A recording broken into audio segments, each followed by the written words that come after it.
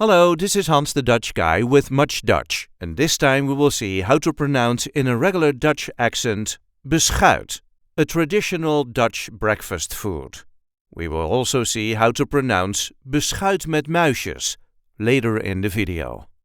This is how we say beschuit. Beschuit.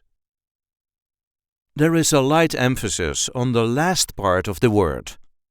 Beschuit. Beschuit. Beschuit.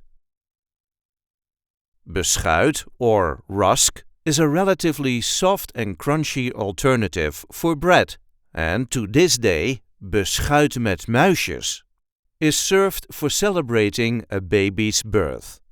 Beschuit met muisjes. Beschuit met muisjes. Beschuit met muisjes. The muisjes, little mice, on the beschuit are small blue or pink sugar-coated anise. Blue for when it's a boy, pink for when it's a girl. Beschuit met muisjes.